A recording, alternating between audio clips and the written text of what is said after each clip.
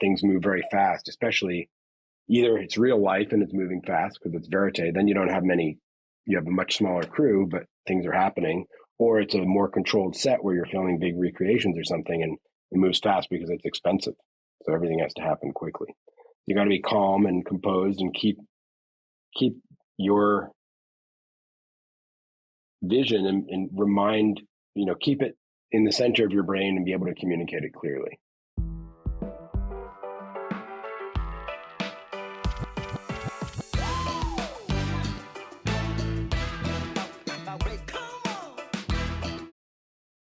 Welcome to the show. Thank you for listening. Don't forget to hit the subscribe button. We've got lots of great episodes over season 5, and today's a fantastic one. Jed Rothstein, my oldest friend in the world, tied for my oldest friend in the world, Emmy Award winner twice, Academy Award nominee, filmmaker, director, and we're going to get into turning passion into a profession. And he's got a career built by past loves. You can too, if you're paying attention. We're going to talk about how to make yourself a valuable asset in a business, and why not get into the director role versus other roles in film. Welcome to the show, and welcome to the Edge of Excellence. Jed Rothstein is an Academy Award nominated and multi-Emmy Award winning filmmaker, turning real-life stories into compelling cinematic narratives that entertain and enlighten audiences. His work includes stories from global hotspots, stylistically innovative and investigative journeys, and novel explorations of the documentary form, which sounds very interesting, Jed, but I'll sum it up. I'll break that down a little bit more simply.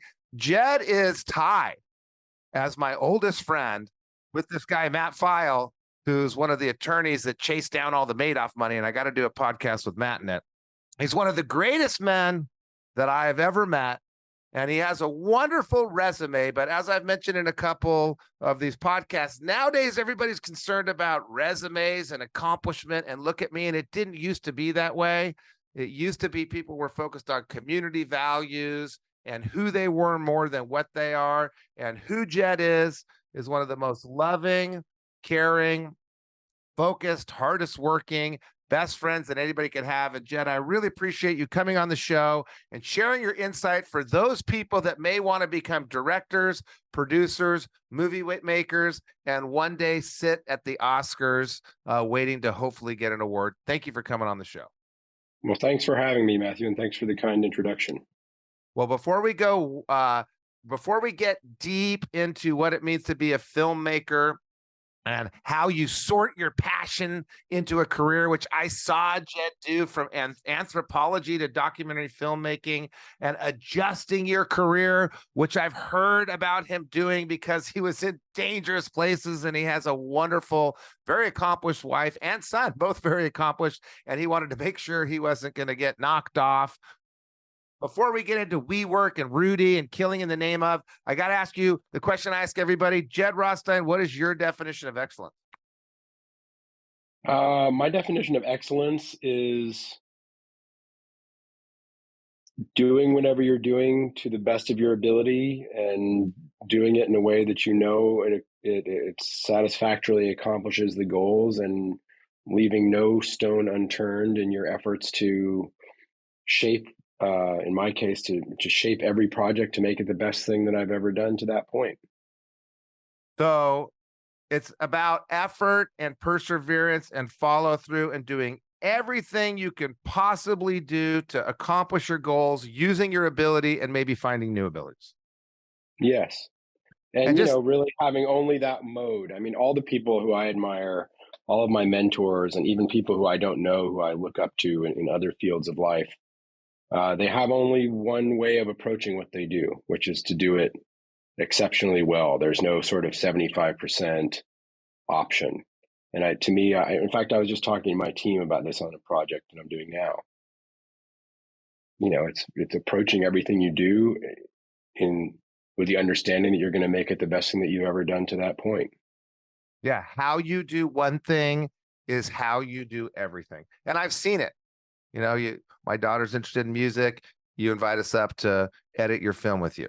My son likes It's a Small World. Oh, by the way, Jed's grandfather wrote the song It's a Small World and Mary Poppins and Chitty Chitty Bang Bang. And I get the sheet music for It's a Small World with that 45-minute CD that was torturous and a little handwritten note.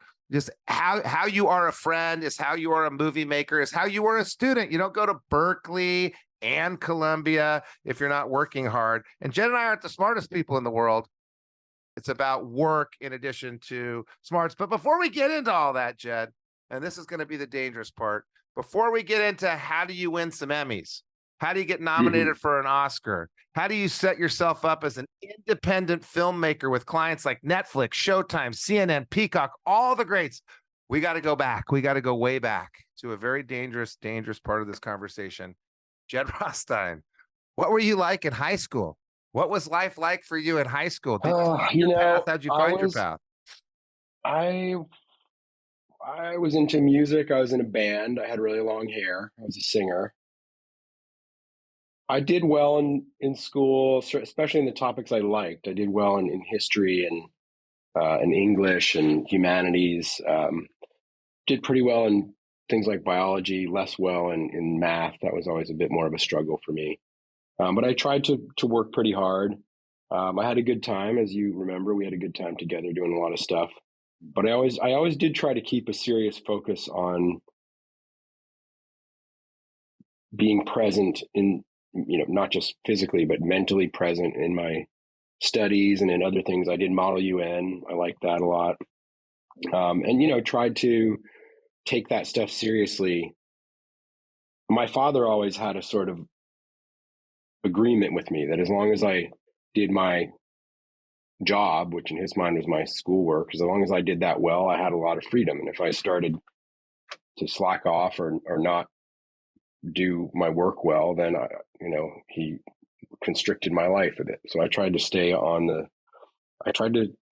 ball with that and focus on it and enjoy it and really learn from things. We were fortunate enough to go to a good school where I had a lot of opportunities to learn new things and to learn from some great people and meet some great friends.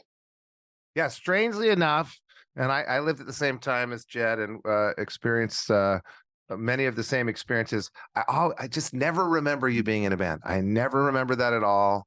I just don't recall you left, that. I think, because you're a couple years older, and yeah. It was my sort of junior and senior year. Okay, so I don't remember that. You had to have done well, though, because you went to Berkeley. So I think you're underplaying how hard you studied and how much effort you put in. And it was a very hard school. It wasn't just a hard school. It was one of the hardest schools in the country, one of the most prestigious schools. It's in New Mexico, but it is. And you did really well. You must have done really well at that school, right? Yeah, I studied hard. I worked hard. I was also into, I remember leading protests against the first Iraq War, which was so short that I think by the time we led the protest, the war ended like 48 hours later. I can't take credit for it, but we felt like we were engaged at the time. Obviously, the world has become an infinitely more complex place with some serious issues. But I like to work hard mostly. Like any kid, there's times where you're distracted or just wanted to watch TV or kind of hang out with your friends. But I did work reasonably hard, and I certainly was able to. I think I'm someone who responds well to both deadlines and to projects that can be realized. It's partly why I got into filmmaking. So, the nice thing about filmmaking is you start with nothing, and then you imagine what this thing's going to be, and then you bring together all these collaborators and you make something. At the end of it, there's a thing that exists. And even in smaller chunks throughout the process of doing it, you have very discrete things that you have to create or produce that don't exist. And for me, it's much easier to kind of wrap my head around that. It's almost like, there's a physicality to it and a simplicity to it that I like. It was always harder for me to kind of enter into endless tasks and retain the patience to sort of move a little bit at a time. Whereas in filmmaking, you have these chunks of like, okay, you have to shoot this scene. You shoot it and then it's done. And then you can move on to the next one. You have to shoot this interview. You shoot it and then it's done. You move on to the next one. And in the larger sense, the film doesn't exist, and then it does. And that sort of concrete visibility of the achievement made it easier for me to follow through and kind of put my nose to the grindstone and get stuff done. And I still sort of operate that way, even many years later. Okay, so back in high school, and I don't know if Matt's going to listen to this, but I don't think he's going to remember it the way you do either. You were basically trying different things. So you had the music thing going, you got the running the protests going. I think you were didn't you do a newspaper or something like that? We did an underground newspaper, myself and some friends. Yeah, we did. It's called Underground the Underground. newspaper. The Underground is what it was Oh literally yeah, called. the underground. That's right. Yeah, a variety of jobs. So you're trying different things, and you start to see you kind of like this project. This project based. You like this creativity. Interesting. Just as a side note, as I talk to you, and I don't know if you know this, but Mira's books are right there. I have two of them that are Excellent. at an angle, and they're always looking at me. I don't know why I just like you and Mira. So shout out to Mira Jacob, who's Jed's wife, who's also very creative, wrote a book called Good Talk, which I strongly recommend, that may have become a TV show or will become a TV show. As a professor for master's students at the New School, wrote the autobiography of Kenneth Cole and a few other books. A very creative family. Mira didn't know. I mean, Mira knew she was a writer back then. You didn't know you were a movie producer. I also married somebody from the same high school, so very strange. A few of these, we all moved to different places and found each other later. It's very weird. But Jed, I knew one little side note that you're not going to mention. Jed's dad, he mentioned his dad, was very good at instilling confidence. So we talk about mentorship on this program, and my dad's a mentor to me, and maybe my dad's a mentor to you, and your dad's a mentor to you, and your dad was a mentor to me. But I was kind of a little bit of a mess. Jed was messy when it comes to being a clean person. He was as sloppy as you've never seen a more disgusting car than Jed's car, with more trash in it. I still just have nightmares about getting into that car because I'm so anal retentive. But internally, he wasn't as much of a mess. I was kind of a mess, and people knew it. And Jed's dad he called me Senator. He always referred to me as Senator. And there was something in that little confidence that he gave me that allowed me to kind of come out of the sloppy mess that I was in and become productive with my energy instead of destructive with my energy. I did steal his Rolls Royce once before that happened, and God knows what else I did. But you had this mentorship in high school. You kind of had this exploration. You're going, and then you go off to Berkeley to study anthropology. And the reason why I want to talk to you, Jed, isn't because of the titles and the awards. It's because you found this passion early, and you kind of like culture, kind of like history, you kind of like sociology, and it came together in this study of anthropology, which has got to be on the list of least paying majors you could ever take in college. Probably you're an anthropology major, and somehow that spins into documentary filmmaking. So walk us through. It looks like in high school you weren't trying to get ahead, you were trying to explore. You get to college. Are you still exploring, or were you consciously trying to get ahead and consciously set yourself up? And that's first question. Second question is, how does anthropology go into filmmaking?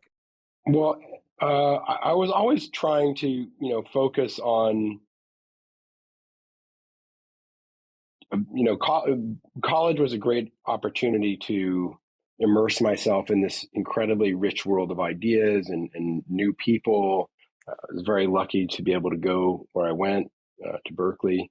And so I was sort of blown away. I mean, I remember walking around the campus and going into the classes, even the big freshman classes at a school like Berkeley. There could be hundreds of people in a big freshman lecture course, but to me, it was like going to rock concerts. I mean, these professors were the rock stars of this campus. And I had a friend who was really a couple years older, who I had met, and he was really into anthropology. And we started doing little anthropological missions. We went to some cult meetings, not because we wanted to really join a cult, but because we were kind of just doing anthropology on it.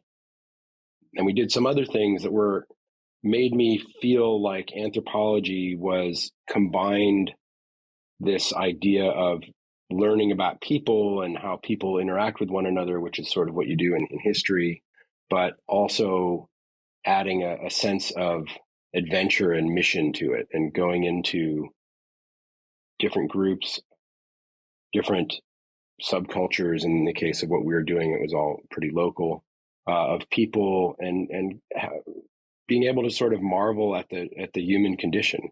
I always try to, when I make a film or when I do a project, I always try to do it usually from a place of love, or at least love, or at least respect, and respect and deference to the people that I'm filming with. And I feel like Anthropology kind of opened a way to be fascinated by many different people and many different things, and have all of them sort of be my teachers in a way.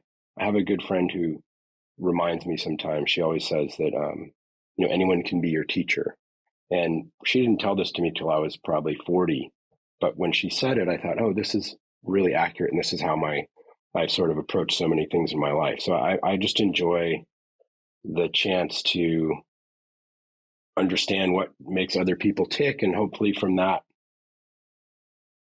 contribute some knowledge that will help us all understand one another and hopefully get along a little better in this very complicated and fraught world that we live in. So you got the projects and the people and the fostering change and the creativity that's starting to form. And I know you're preparing this for Secure to listen. We'll leave all the other stuff out. That's starting to form while you're in high school, and you start to get these kind of feelings in your belly. I like this kind of thing.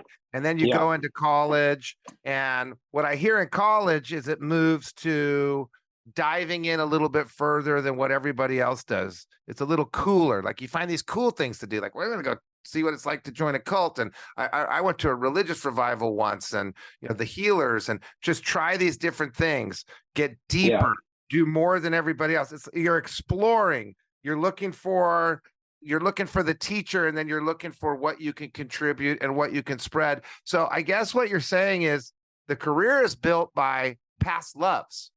And maybe you were paying attention more aware, more engaged. Were you actively registering? Okay, I love this project thing. I love this people thing. I love this creativity thing. I like this exploring that I did. I like this digging. Were you actively registering and writing a journal, or did it just start to feel good and somehow you put it together and realize this is going to be a right fit? How do you know what you like over the course of 8 years and put it into the right fit for a career? What was your process?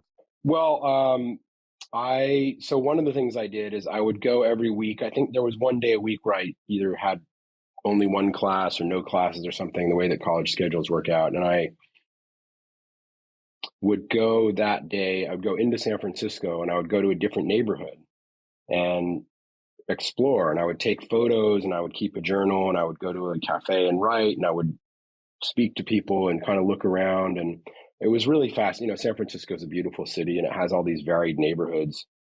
Certainly it did at the time, which was really it was very different and magical for me, because Albuquerque has its charms, but it doesn't have quite the same feeling of dense, well-defined urban neighborhoods that feel really different one to the next. I mean, it does have different neighborhoods, but not with the same geographic intensity and cultural differentiation of San Francisco. So I would take these little journeys, and I would make these little memoirs about them, and then little visual memoirs. And I got into photography, and all of that is sort of what led me to not just Anthropology, but to documenting it. To documenting it, and to ethnographic film, which was sort of the subspecialty of Anthropology that I did, which is basically documentaries. I mean, ethnographic film is basically, it started out years ago, in some ways in a more problematic framework, with films made by anthropologists in different colonies, and there's all sorts of important scholarship about that. But in the modern era, it just means, documentaries about people. And so I got into making films as part of Anthropology, and the first film that we did was about women's punk groups in the Bay Area. And it was diving into this world that was not something that I knew a whole lot about. I met some really fascinating people. I learned about what made them tick, and the struggles they faced, and the triumphs they had. And I don't know if that film is very good or not, but I made it with a couple of friends in school. And it was, for me, a real opportunity to see that not only could you do this course of study, but you could do work that would be hopefully translatable to people in a broad way. And I think that what steered me towards film and away from formal anthropology is I felt like you could write these anthropological studies and they'd sit on a library shelf, and they're important pieces of scholarship, but they're never going to be very broadly read, or very rarely do they hit a broad audience. And I thought film is such a great way to communicate these same ideas, but in a way that can reach more people, and that also sort of hit, for me, a more creative and opened up some more creative and fun opportunities to use the medium of cinema to really sort of bring people in and make make stories that are driven primarily by emotional response instead of intellectual response. I mean, anthropological treatises can get very intellectual. So that sort of steered me through anthropology to ethnographic film. And then at a certain point, I was like, well, why should I even make films about real people? Why don't I just make it up? And that's what drew me to actually go and study fiction film, which I did at Columbia for a while, and then actually had the chance I went for a year and a half to graduate school, and I dropped out. I never finished Columbia. I never finished my master's because I had the chance to go back and make documentaries and travel around the world. The first jobs that I had took me to half a dozen countries doing documentaries again. And that sort of set me back on this path of making docs, which I always felt like making a fiction film. Fiction filmmakers come to a river and they need to cross. It's like an army with a corps of engineers, and they build a giant pontoon bridge and they roll all the tanks and trucks over the river and they blaze a trail through the forest. And the documentarians kind of show up with 2 or 3 people and a little boat in the middle of the night, and they sneak across and climb through the woods and like kind of get into the native cities and get to meet people in a more normal way and hang out with them and blend in. And to me, it was just a little more adventurous, and it fit my personal style. I'm not saying it's better or worse; it just kind of fit my style a little more. Okay, so we got it. This show's about how people figuring out their careers and figuring out their style and figuring out what's out there that they haven't thought about. And somebody's sitting there thinking, "Oh, I may be interested in that," but you're going a little further. And I just want to pause for a second. Sure. Excellent people do excellent things in a consistently excellent manner. Kind of what you said before: how you do one thing is how you do everything. They do it differently. They try new things and they explore. Most people don't take their day off and go into the city and explore different neighborhoods and try a new hobby of photography.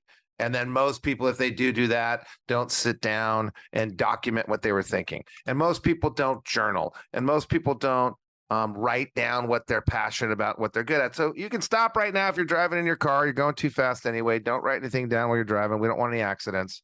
But what are you doing with your free time? Is it Instagram? What are you doing that's new and different that you can go out and explore try new things out, try something different, do something a little differently? What is everybody else doing? And then do something that they're not doing.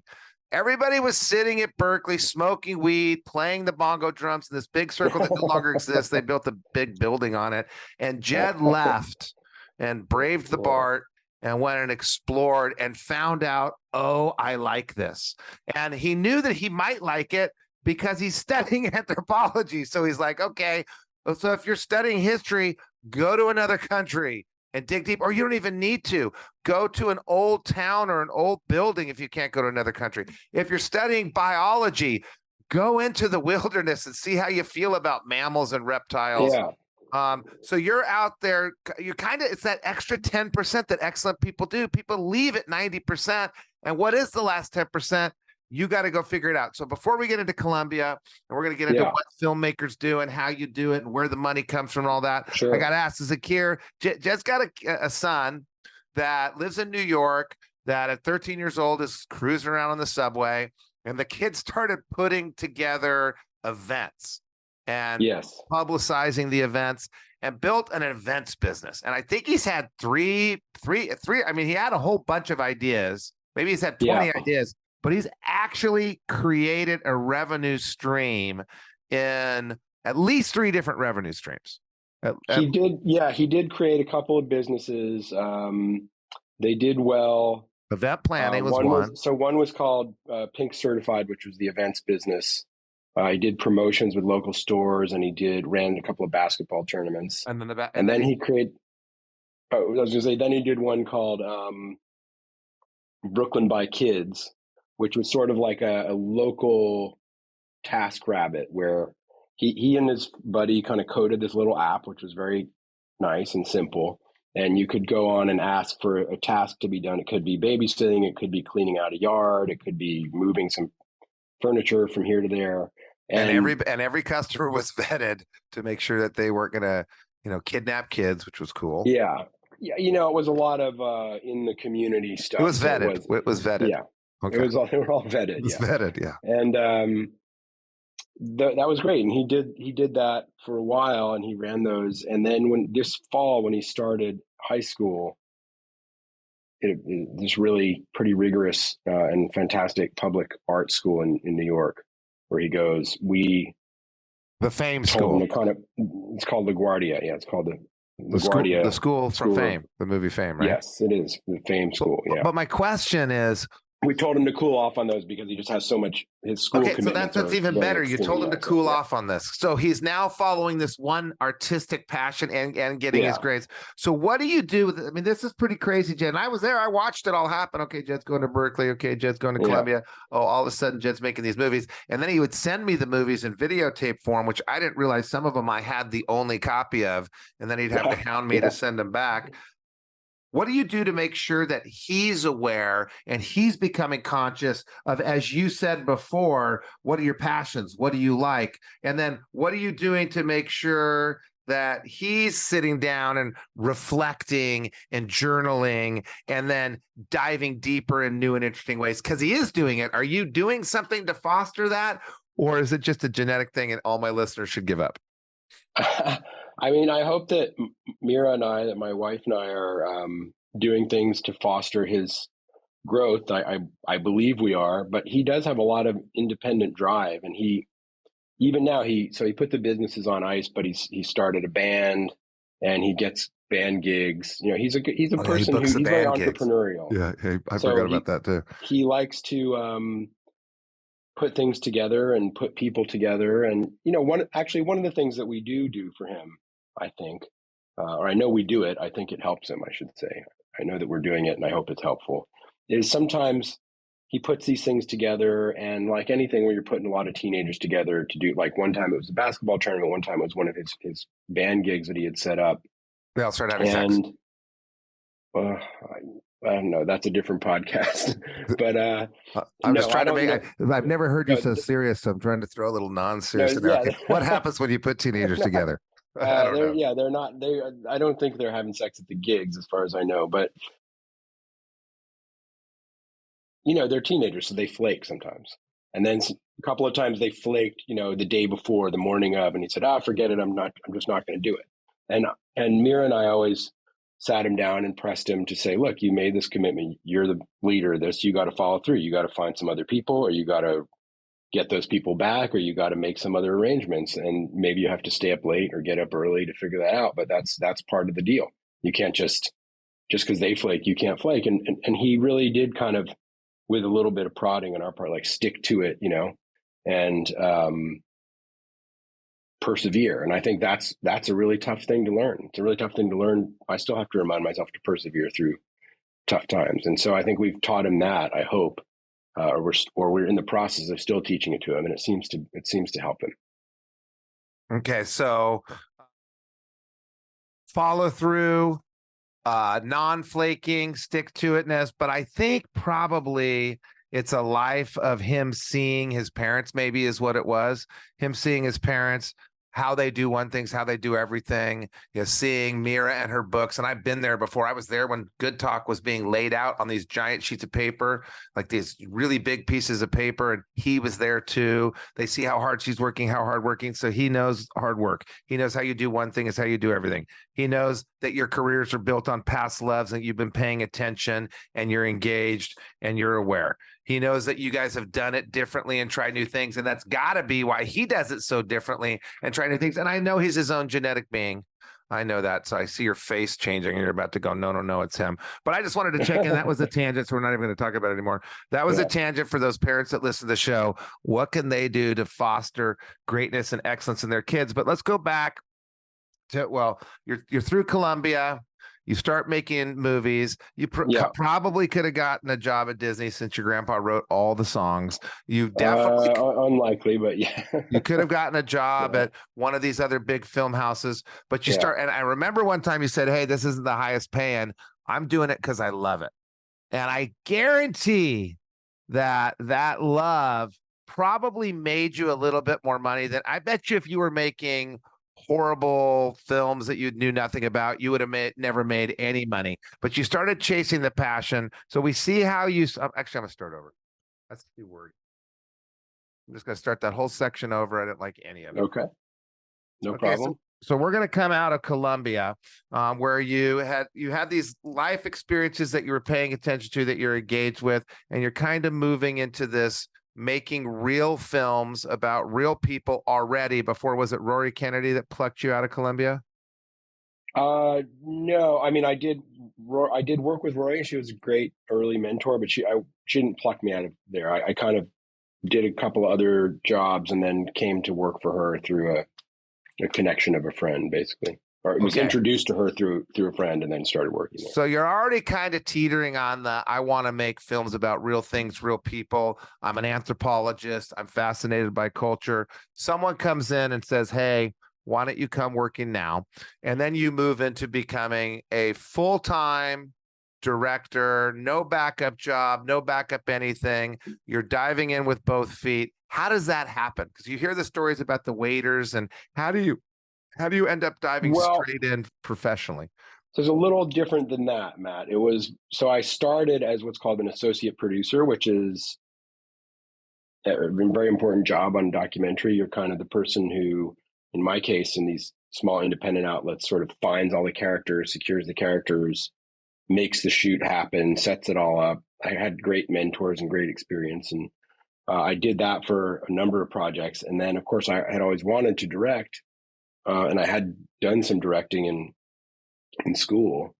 And I got, actually through Rory, I produced, kind of moved up the chain of producing and produced a big international film for Rory. And called Pandemic. On HBO. And, on HBO. It was my first co-producer credit, which won an Academy Award nomination, right?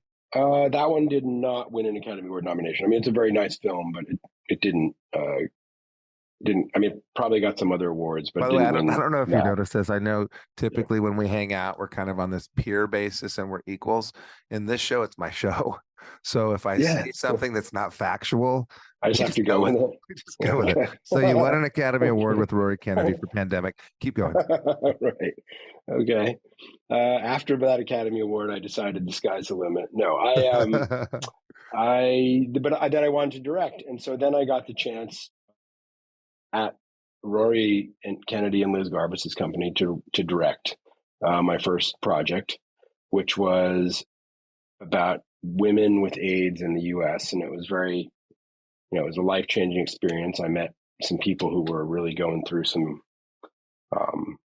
difficult moments and was able to get to share their stories, and in the process also kind of learn about directing. And actually, I remember something that Rory told me that I never forget when I think about what it means to do my job, which is I had to write up a sort of plan of the film, and I gave her the first draft of it and said, here's what I'm thinking of doing. And she kind of took it, and we were sitting in this, they had these great offices at the time that kind of looking west on a high floor, and you could sort of see almost to the harbor, and the sun was coming in. She was sitting there with sunglasses on, she was facing out and I was facing her, facing at her desk. And she looked at this thing for a minute and she kind of threw it back at me. She's like, what the fuck is this? You're a director. You need to have a vision. I want a vision. I don't want you to tell me a plan of what you're going to do. I want a vision. Like, go back and give me a vision. And at the time it was kind of harsh, but actually it was kind of brilliant advice because she was totally correct. And it stuck with me that job is a different job. It's a job of envisioning what the story is going to be. That's sort of the primary job of the director. Isn't that the job of a producer?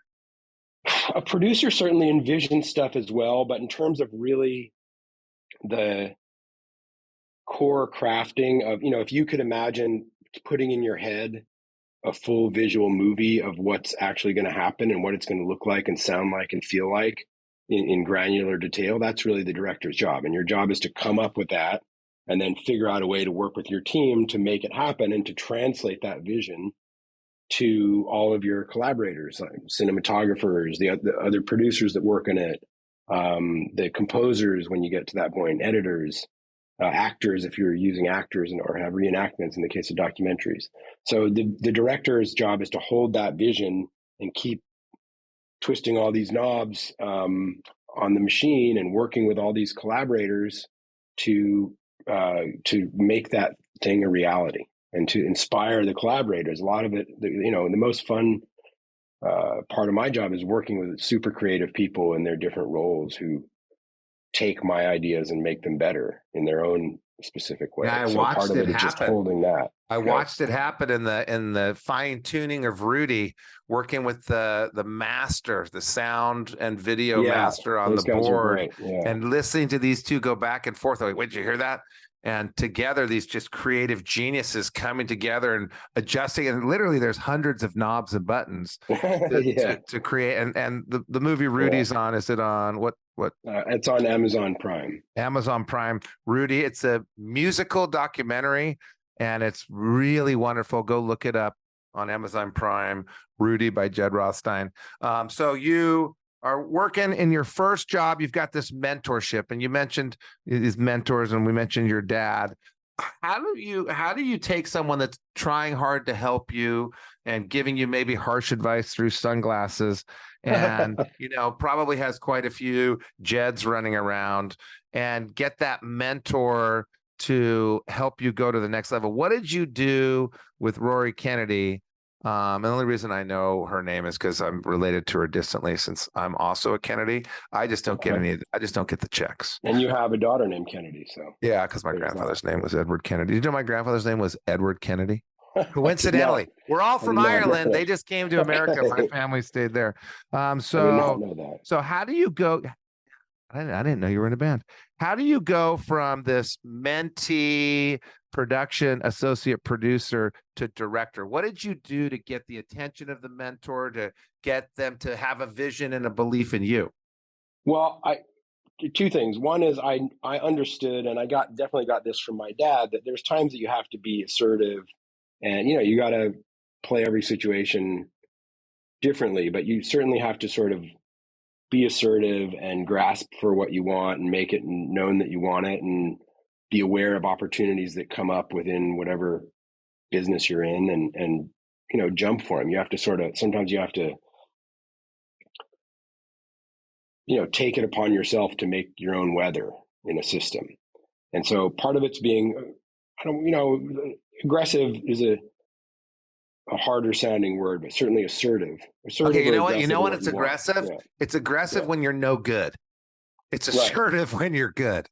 That's the defining line. That's a good. I'll buy that. I'll go with that distinction. That's a good one.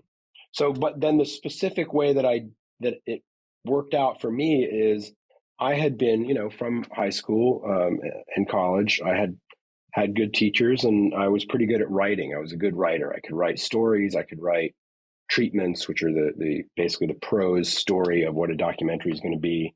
And especially before you've made it, it is kind of really more fictional, because you're making up you're envisioning what you think is going to happen, but it hasn't happened yet. So it's basically writing these little stories. And I was really good at that. And they needed someone to write these stories to get money, to basically get grants from, in the case of the pandemic, it was from the Gates Foundation, and there were other projects that were from other places. And I did that really well.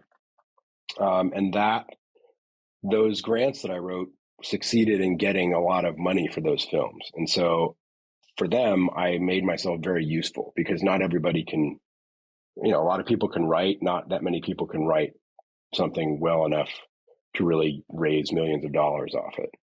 And so by doing that, and also by finding characters who were very, very hard to find,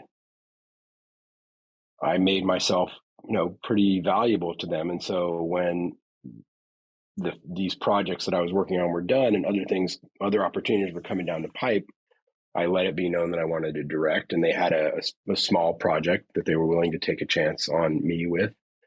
And I remember even before that, if you're sharing this with younger people, it's like if you do an internship, if you have any kind of role in a place, you should either be exceptional at it and blow people away with your awesomeness, or you might as well just not bother. There's no point in kind of going in and being half-assed, because they'll never ask you back. They'll never offer you another job. They'll never give you a good recommendation, and you're just wasting your time.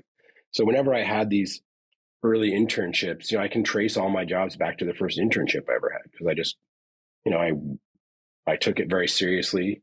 I did really good work and stayed up late or got up early or whatever it is that I had to do at the time to do it. And then people see you in there. It's partly because they want to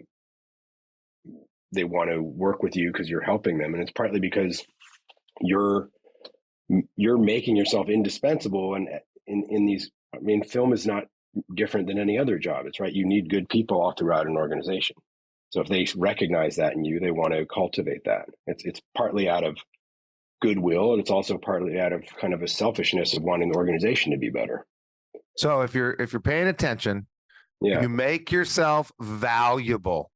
You make yourself incredibly valuable. If you're mopping floors, those floors are shiny. Yeah, mop them the best. Right. Yeah, mop them the exactly. best. Some of the jobs, the earlier jobs were, there are parts of it that were creative and fun, and there are parts of it that were not. It's like booking all the hotels and booking all the rental cars and calling up some guy for the 11th time because some technical thing didn't go right. These are not the most glamorous things, but they're important, because if they don't get done right, then the process doesn't work. Yeah, you don't take the first hotel because the first hotel is the easiest. The third hotel takes a little work, but it's a better deal and it's a nice hotel. Exactly. You're making the movie Pandemic, and it was about the AIDS pandemic, right?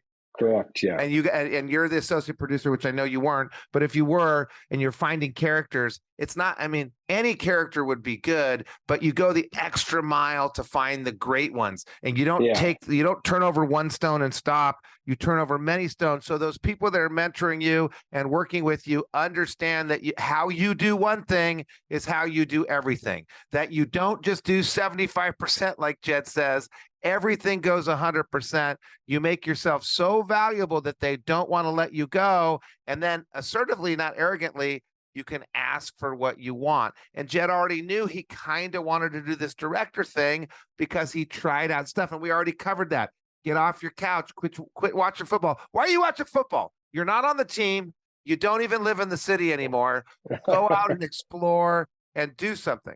So you started, you did the exploring, you did the something, you start working at that company with those two partners. Eventually you went off on your own. And so part of your job is directing, which you just set the vision, hold the vision, what it's going to look like, sound like, feel like. Then you do 100% to make it happen. You left and then went into your own business for a while, right? Yeah, I did. I did do that. And then you came back. Well, it's not so much that I came back. It's that I had worked. So I started directing. I worked with a couple of different companies that were great and made some great films. I still produced a couple of very big films with Liz and Rory too, at that kind of overlapping at that same time. I went to a couple other companies. This is normal in film. You bounce around a lot more than you do in some other professions. In accounting and film, you bounce around. And I didn't know that about accounting, really. Yeah, because there's only so many people, so you're constantly moving laterally into other companies in accounting. Okay, very interesting. I didn't know that. But I did, after I got the Oscar nomination, I went off and raised money for my next film by myself, totally independently. And that film was, all these films have been life-changing for me in a way, the experience of making them. This one was called Before the Spring, After the Fall, and it was set amongst these rock bands in Egypt before and during and after the Arab Spring and the Tahrir Square revolution in Cairo. So it was really a fascinating time And so to be your there. life is, and I'm going to interrupt you. Your Yeah. life is a constant interruption. You're going in one path, and then something happens, and you seize the moment. And then you're going in and this buddy, and you're going to go into anthropology. This free day, and you're going to go into San Francisco. This new Columbia degree, and you're going to leave the feature film that you were going to do, and it's just a constant interruption and change. And Yeah. so you're in Egypt filming Right. a documentary about musicians in Egypt, and with no knowledge to you before you set out to Egypt, with no warning, the Arab Spring broke out in the square you were filming in at the moment you were filming. Isn't that how it happened? It wasn't quite that immediate, But it sounds better for the but show. that sounds better. Okay. After I accumulated my piles of Oscars, then Tahrir Square broke out around me. Yeah. I have had kind of things like that recently. Somewhere I'm trying to think, but what did happen is I was filming with these kids in these rock bands. A couple of the kids'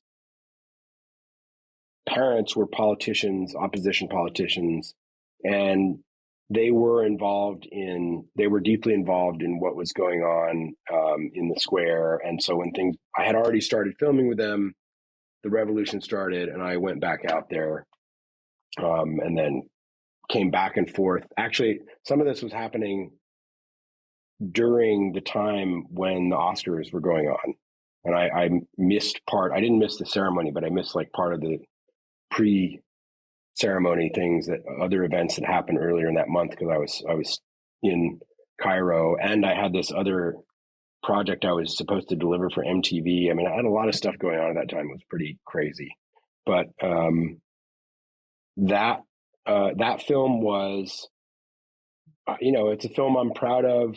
It was hard to make, and I found myself spending so much time raising money to make it and to fund it and to finish it, that I just realized, like, this is not the way that I want to spend my time. It's You not didn't like allowing that me to. part. I didn't like that part. It didn't allow me to focus on as much of the creative work as I like. I didn't make enough money doing it to sort of sustain myself, honestly. And so when that finished, my wife had sold a book. We moved to Spain for a little while, kind of took a sabbatical, and came back. And I realized that if I wanted to have a sustainable career, I had to sort of think of it a different way to do it. And so I said, well, what do I really like? What I really like is directing. What I don't like is raising money from all the different places you have to raise money. So I need to find a partner, a producing partner, who will help me do that. And one of the great ways to kind of jumpstart that is to just go and join the guild and become a director for hire. And so that's what I did. And that's when I went to Jigsaw, where I ended up finding another great mentor, Alex Gibney, who's a great filmmaker, and got jobs directing episodes of series for hire. And, similarly, although I was at a different stage in my career, I did really well with them. And then when a film came up there and they needed a director, they put me forward for it, and I got that, and that became China Hustle, which was a really interesting journey to take as a director. And that film did well, and one thing leads to another. But I was in a position where I had a much bigger infrastructure behind me that could raise the money, that could take care of the production. So it's actually like, it's the difference between like trying to glue together your own wooden car because it's exactly how you want it, and then using your feet like Fred Flintstone to like push it down the street, or going to a car dealership and having them say, we'll give you this nice Porsche and you just have to focus on driving. And so for me, it was sort of like that. I was able to just have a much, much better vehicle to pilot in my process, because I didn't have to personally glue every stick of it together. It was made by people who are expert at making it, and I just had to drive it. And that was sort of my feeling when I made that shift. And honestly, that's basically still where I'm at. I mean, now I have a great producing partner that I've done my last few films with, and I'm a little more involved with him in the sense that we cook things up together and we go out and pitch them together. And so I do have more of a part in raising the money on some level. But his company, he's actually out your way in LA. His company, is great, and they kind of manage the whole production and logistics side of it in a way that's much better than I could do myself.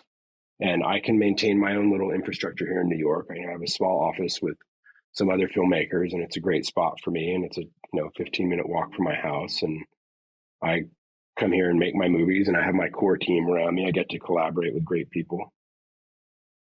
But I had to realize that about myself. I think, Matt, I think I was kind of chasing my dad. My dad was very entrepreneurial, and he was he was a doctor, but he was also a businessman. And he was always stressing the value of that side of things. And I think for a while I was sort of chasing that. Like, I had to be a completely entrepreneurial person. And I realized that's a great thing. Entrepreneurship is wonderful. I think it is a good value, but my affinity, not your and unique ability. You know what I mean? Yeah, my unique ability is something else. It's unique ability for you listening right now is what you're awesome at and can even be better at, and you love. And that's the key. Because if you love it, it's not work. If you love it, you'll do it in your sleep.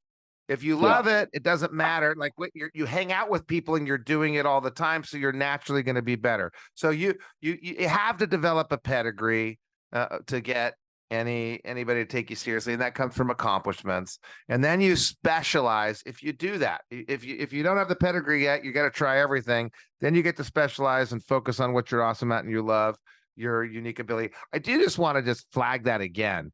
Your life is a series of interruptions that you respect. So I coach a lot of people on communication. I say, just slow down, pause, let them interrupt you. And maybe we say that to the listeners right now. Slow down, pause, let life interrupt you. And when it does, it's like you're swimming, pop your head up, look around.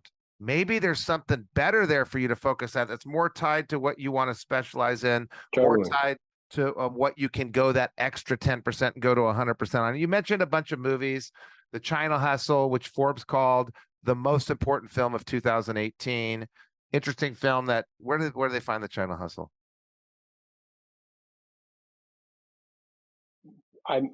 Where do people find it now? It's on Hulu. Sorry. On Hulu. So The China Hustle, most important film of 2018 on Hulu.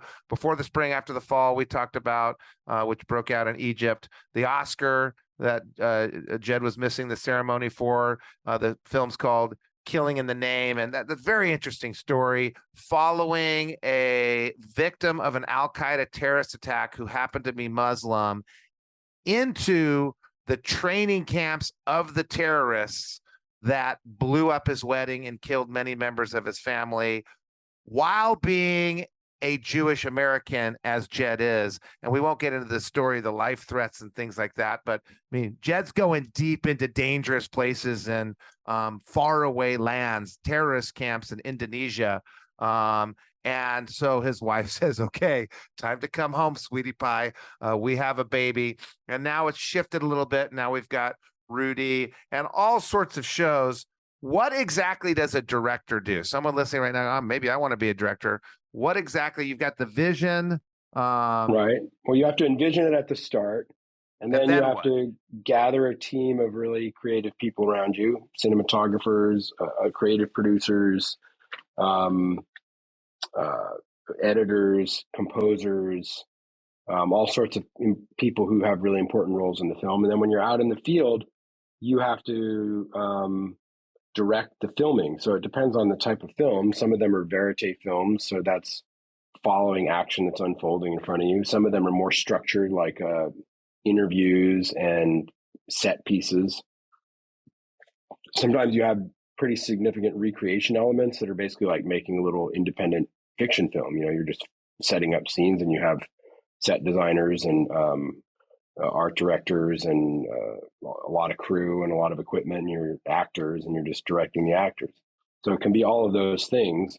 But at the end of the day, you're the person who, again, has this vision and has to communicate that to all these people that are working with you. And people just come, usually on a set, the director sort of interacts most with the key producer, the assistant director, the director of photography, who's the camera person. And people are coming up to you all day with questions, Should it be like this? Should it red or green, blue or yellow? Far or near? How do you want this to look? So you have to sort of be able to, and it took a while for me to sort of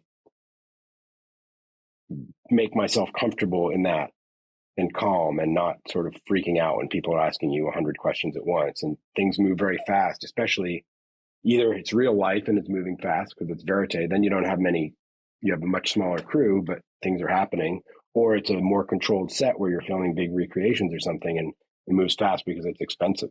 So everything has to happen quickly. You got to be calm and composed and keep your vision and remind, keep it in the center of your brain and be able to communicate it clearly and make sure it happens. It's like, how you go to a business meeting and people are always like, okay, what are the action items? Everything you just said was I was about to throw my yellow flag. I'm looking around for my yellow flag. I don't have it. So I'll just yellow highlighter. I think your dad was right. Because what you just outlined, and by the way, you should have done the CollegeWorks internship. You would have picked up the whole directing thing a lot faster. Because what you yeah, you should have. I told you. You outlined exactly what it means to be a business person or an entrepreneur. You have a vision. You build a team. Yeah. You have to manage the team. Directing is making sure people are doing their jobs well, building a culture, helping people excel in their jobs, helping people achieve individual excellence, helping empower people to make their own decisions so you don't get asked red or green again. The only thing you left out, the only differences are you're holding a camera and other people are holding, a factory machine or whatever they're holding. And you get the opportunity to go edit all the work you did in a studio later on. They don't. They're just going to move on and do something else, which is get to come in and cut out all the bad stuff. God, I know. I wish I could do that. Well, I'm just looking at the clock here. I'm going to cut off the answer at that because I think that does a pretty good job. And I want to save time for my favorite question. Okay. My favorite question. And when I said Jed is my oldest friend, I mean, we're lifelong best friends. So we talk all the time. We see each other all the time. I just saw him in New Mexico. I go to New York. So I've been there for just about everything. And my favorite question to ask people is, back in time, you made a sacrifice. And many people, this came from people don't make enough sacrifices. They got to go to every party, every game, every whatever. And the next thing you know, life's passed by and they've done nothing. So you made some sacrifices early in life that helped enable you to get where you are.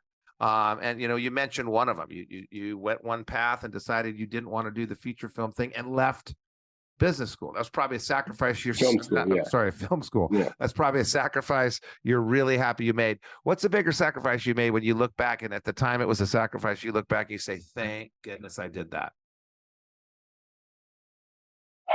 Well,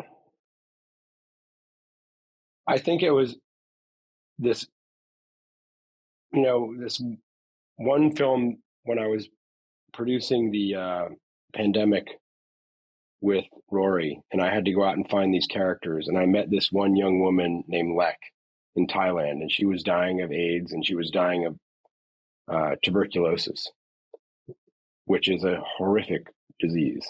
I don't know, you don't see people dying of that often in the United States these days, thankfully, but it still exists and it's terrible. And especially with people with compromised immune systems, it's awful. And no one would speak to her. No one would, she had one friend. She was at it was a Buddhist monastery that was, had been turned into a hospice for people dying of AIDS by this Buddhist monk in Thailand. And the monastery had these little tiny rooms in a few buildings, had 100, 120 people arranged around a central square. And in the center of the square was the crematorium. And each day somebody would die and they would cremate them. Lek's room was, 20 yards maybe from the crematorium. But because she had been a sex worker at some point, and that's how she got AIDS or HIV, she had been abandoned by her family. It was so disgraceful to them. They were from a very rural area near the Cambodian border, and they'd abandoned her. No one would speak to her, and she was so sick, racked with these never-ending coughs. And I realized that I needed to connect with her, and I needed to tell her story, and she needed to be in this film, and her story was very important. But in order to do that, I had to go and sit with her and spend time with her. And I'd been told by the doctors I met with prior to going on starting the journey of making this film, you got to be careful about tuberculosis. It can hang in the air for 2 hours, 3 hours after someone's been in a room. You're not going to get it like walking by somebody for 2 minutes, but if you spend a protracted period of time, especially inside with someone with TB, it's very dangerous. And I just kind of realized that I had to do that. And I did. And I sat with her in her room and filmed with her for a long, long time, for days, and really connected with her. It turns out we were almost exactly the same age. I think our birthdays were a couple weeks apart. And we ended up, Rory and the rest of the crew came out a bit later, and I called her and I said, I think we found, this great story to tell as part of this film. And we ended up taking her back to her family in Cambodia. And, this story is incredible and I could go on and on with it. But in her final months of life, we reunited her with her family, or we allowed her, I shouldn't say allowed is the wrong word. We facilitated that, or we helped create a situation where that could happen in a way that I'm pretty sure wouldn't have happened in the absence of us being there. And on a personal level, I just decided that I was going to take this risk to connect with this person who I felt was kind of an amazing person that had been cast aside by the world and whose story was really important to tell. And so I don't want to say it was a sacrifice. She's the one who was dying, but it certainly felt like, doing something that, it was a risk that I wouldn't ordinarily take in life. And it definitely changed me, and her whole, knowing her changed me, and knowing her story changed me. And so for me, it was really worth it. Wow. Well, thank you, Jed, for making time to come on the show and share your insight with the 20-somethings of the world that may not know exactly what they want to do, may not know exactly what's out there, but you've helped shine a light. The skills are the same. The focus is the same. It's all the same. If you want to be excellent, you need to work diligently, look for mentors, impress the mentors, find what you love and what you're expert at, make use of your free time well. So a lot of the message is the same, but the way you tell it is much different. So thank you so much for coming on the show, and thank you for being with The Edge of Excellence today. Thank you, brother.